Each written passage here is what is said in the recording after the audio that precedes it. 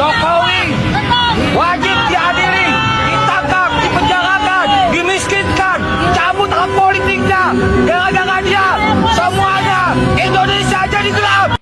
Teman-teman, seorang nenek-nenek atau ibu-ibu yang bagi saya, nenek-nenek ini sangat menyedihkan kelakuannya. Nenek-nenek ini atau ibu ini yang meludahi foto Gibran atau foto Wapres, lalu ia menginjak foto tersebut di tanah. Sakingnya ia sakit hati, benci kepada Gibran atau kepada Wapres Republik Indonesia, ibu ini melampiaskannya di amarahnya kepada foto Wapres, yaitu teman-teman, sungguh miris apa yang dilakukan oleh nenek-nenek ini atau ibu-ibu ini. Sungguh tidak terpuji, saudara. Nenek-nenek ini sudah mulai mau tanah, tetapi tindakannya terhadap Wakil Presiden Republik Indonesia yaitu Mas Gibran ini sungguh sangat keterlaluan dan tidak manusiawi. Tanpa panjang lebar, saudara, yuk simak video ini sampai selesai supaya saudara dan saya tidak salah menerjemahkan videonya. Inilah dia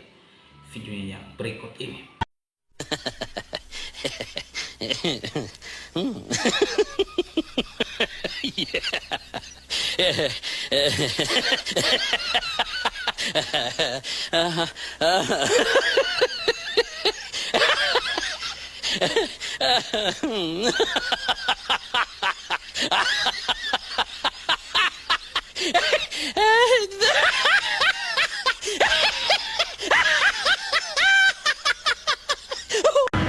Jokowi wajib diadili, ditangkap, dipenjarakan, dimiskinkan, cabut hak politiknya.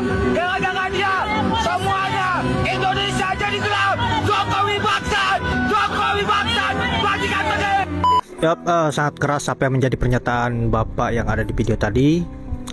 Dan semakin kesini rakyat sudah mulai sadar bahwa biang kerok kerusakan negeri ini adalah Pak Jokowi.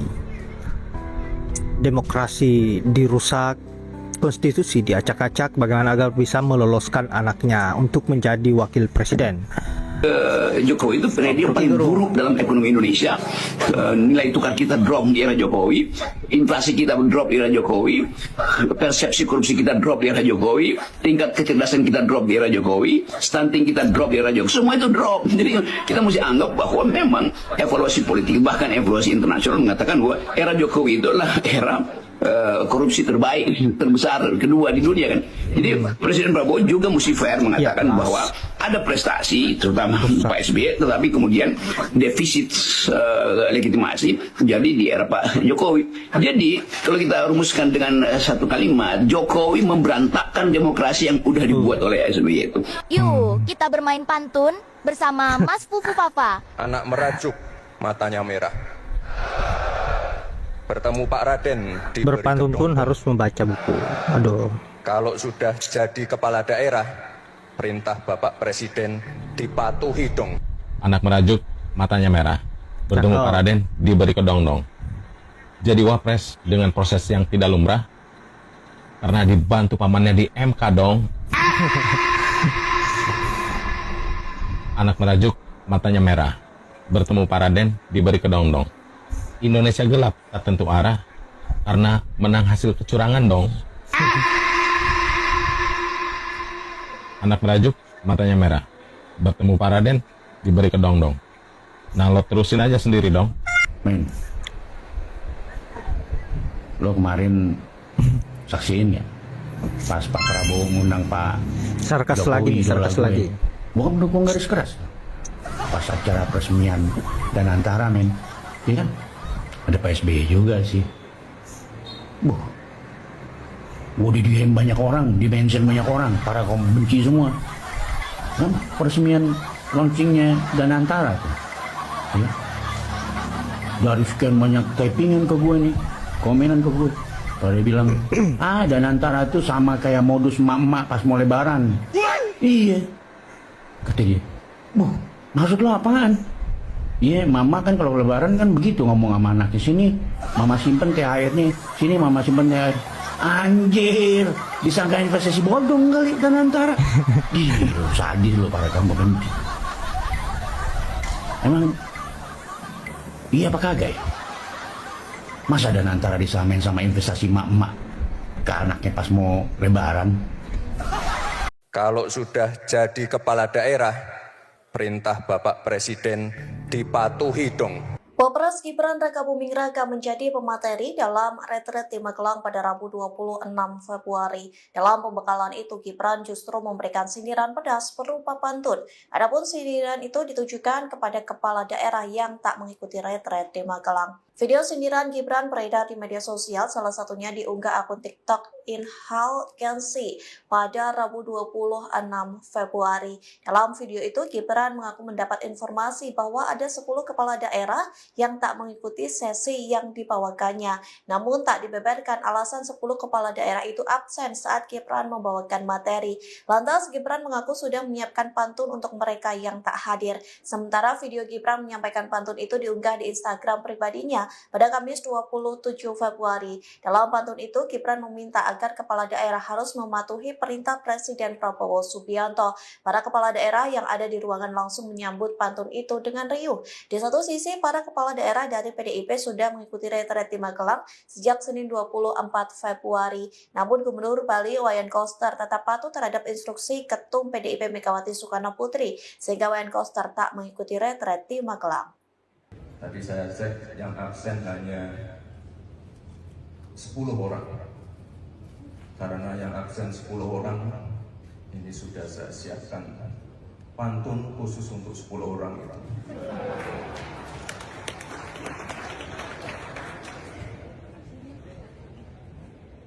Anak merajuk, matanya merah.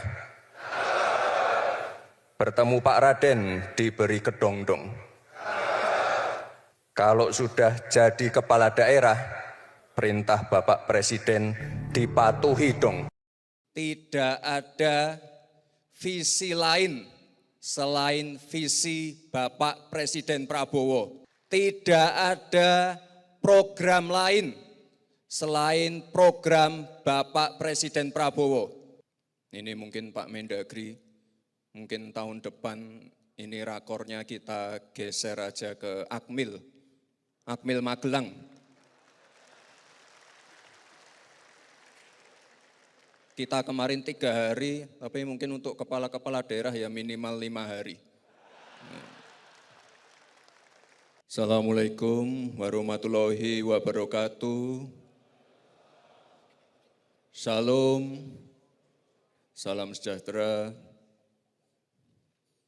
Bapak Ibu yang saya hormati, sebelum kita tutup rakor pada sore hari ini, saya ingin mempertegas pentingnya sinergi antara pemerintah pusat dan pemerintah daerah. Bapak Ibu yang ada di depan saya ini adalah orang-orang terpilih untuk mengelola negara sebesar Indonesia. Ini kita perlu kerjasama tim. Kita harus kompak. Tidak ada lagi ego sektoral. Forkopimda harus kompak. Kepala-kepala daerah ini terutama harus kompak juga dengan kabupaten, kota-kota sekitarnya. Sekali lagi Bapak Ibu, saya garis bawahi, tidak ada visi lain selain visi Bapak Presiden Prabowo.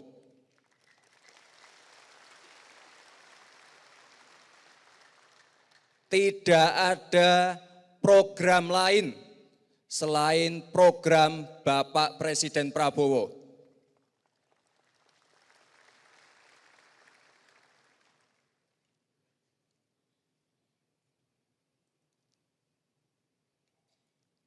Ini mungkin Pak Mendagri, mungkin tahun depan ini rakornya kita geser aja ke Akmil Magelang.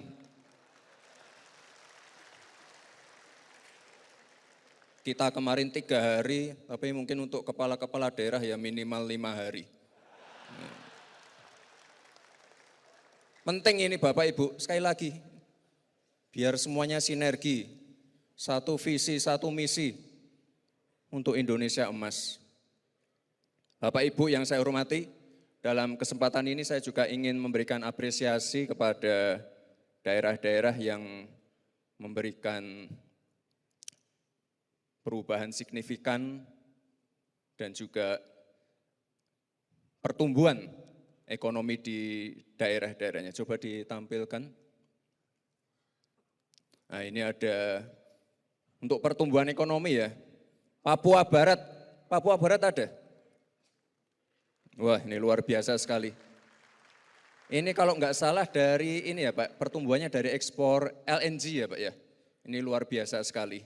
Lalu Sulawesi Tengah, ini luar biasa juga. Ini Sulawesi Tengah. Oh Ibu, ini luar biasa juga. Ini dari nikel, Lalu dari Maluku 6,2%. Ini dari pertanian perdagangan ya Pak ya, ini luar biasa sekali. Sekali lagi Bapak Ibu, ini target dari Pak Presiden Prabowo sudah jelas 8%. Jadi Bapak Ibu harus kerja keras semua. Dulu saya ingat sekali, pertama kali dilantik menjadi wali kota, itu pada waktu COVID, pertumbuhan ekonominya Solo itu minus 1,74%. Lalu kita kerja keras, kerjasama dengan TPID, ini kebetulan kalau Pak Mendagri tiap Senin rajin mengontrol inflasi di tiap-tiap kota. Minus 1,174, lalu naik 4%, lalu naik lagi ke 6,25%. Jadi sekali lagi Bapak Ibu ini butuh kerja keras kita semua. Lalu satu lagi, ada MCP, ini kepala daerah pasti tahu MCP, ini paling tinggi. Oh ada Surakarta juga, ada yang dari Surakarta? Pak PJ Wali, enggak ada? Waduh. Waduh. Nanti saya cari. Ada? Oh ada, maaf. Oke, ini yang paling tinggi Bali, Surakarta, Sragen. Jadi ini penting sekali Bapak Ibu. Dulu juga sama, waktu saya pertama kali dilantik, Solo itu termasuk rendah, cuma 65. Lalu kita naikkan ke 80, 90. Ini penting sekali Bapak Ibu, karena Pak Presiden Prabowo menekankan untuk masalah pencegahan korupsi dan juga menutup kebocoran-kebocoran. Jadi MCP ini adalah salah satu indikator dari KPK, ini perlu diseriusi. Saya tidak akan menampilkan yang kota-kota yang rendah, tapi saya mohon sekali lagi Bapak Ibu untuk bisa belajar dan juga meniru kota-kota yang sudah berhasil. Lalu satu lagi terakhir. Nah ini bukan angka stunting ya Bapak Ibu, tapi angka penurunan stunting. Ini ada NTB, Tanjung Balai, Situbondo, ini harus kita beri apresiasi. Bapak Presiden Prabowo sudah menegaskan berkali-kali pentingnya program makan siang gratis.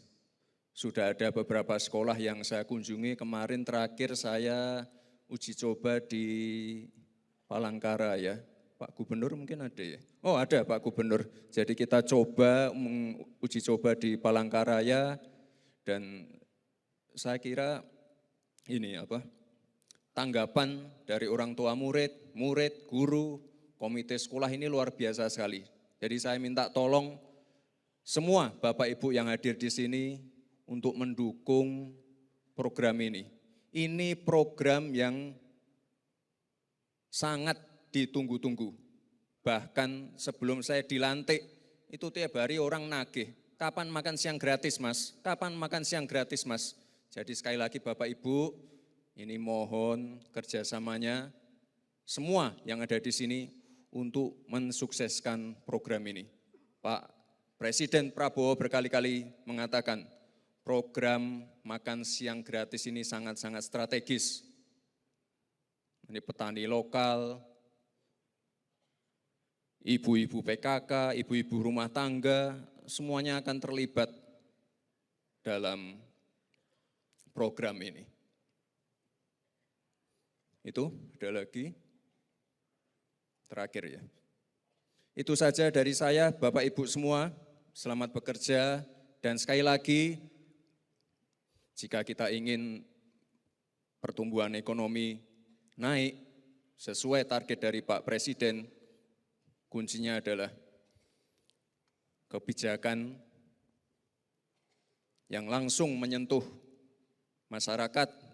Nah teman-teman, menyedihkan sekali kelakuan seorang nenek-nenek atau seorang ibu-ibu yang melakukan tindakan-tindakan yang kurang terpuji atau tidak terpuji. Ya, yang meludahi foto Gibran Wapres, lalu ia menginjak-injak ke tanah. Begitu saking bencinya ia terhadap Mas Gibran yang melampiaskan amarahnya terhadap foto Wapres. Nah teman-teman, mereka ini adalah orang-orang barisan sakit hati. Mereka bukan mendukung pemerintah, malah mereka memberontak dan melawan pemerintah yang sah. Gibran Rakabuming Raka adalah wakil presiden yang sah, bukan abal-abal. Prabowo Gibran, mereka dipilih oleh rakyat, dan atas pilihan rakyat mereka menang dan ditetapkan menjadi presiden pemimpin bangsa ini. Lalu nenek-nenek kita yang tadi itu, yang begitu ia menaruh hate terhadap Mas Gibran, yang berkuar-kuar dan lain sebagainya. Dan ini satu contoh yang tidak terpuji. Ya teman-teman, harusnya kita harus mendukung pemerintah. Harus mendukung pemerintah. Ya, mengapa? Karena mereka adalah wakil Allah di dunia ini. Ya, mereka terus dukung semua pemimpin-pemimpin yang ada. Mengapa kita harus mendukung mereka? Karena memang kitab suci dan firman Tuhan mengatakan di dalam 1 Timotius pasal 2 ayat 1-4 di sana dikatakan, pertama-tama aku menasihatkan kamu, naikkanlah permohonan, doa, syafaat dan ucapan syukur untuk semua orang, ya, untuk raja-raja, untuk semua para pembesar, agar kita dapat hidup tenang dan tentram dalam segala kesalehan dan kebenaran. Ya, kita harus mendoakan mereka, bukan melawan, memberontak dan mengutuk mereka, bukan. Tanggung jawab kita sebagai rakyat Indonesia, kita mendoakan para pemimpin kita, kiranya mereka boleh memimpin bangsa ini sesuai dengan kebenaran firman Allah. Ya, itulah yang baik dan yang berkenan kepada Allah, juru selamat kita, yang menghendaki supaya semua orang diselamatkan dan memperoleh pengetahuan akan. Itulah yang seharusnya yang kita lakukan oleh rakyat ini, bukan, sekali lagi, bukan memberontak, bukan melawan mereka. Karena apa? Karena pemerintah adalah wakil rakyat. Mengapa kita mendoakan pemerintah? Dalam Roma pasal 13 ayat 1-7, sana dikatakan tiap-tiap orang harus takluk kepada pemerintah yang di atasnya, sebab tidak ada pemerintah yang tidak berasal dari Allah, dan pemerintah-pemerintah yang ada ditetapkan oleh Allah. Sebab itu barang siapa melawan pemerintah, perhatikan, sebab itu barang siapa yang melawan pemerintah, yang melawan ketetapan Allah, dan siapa yang melakukannya akan mendatangkan hukuman atas dirinya.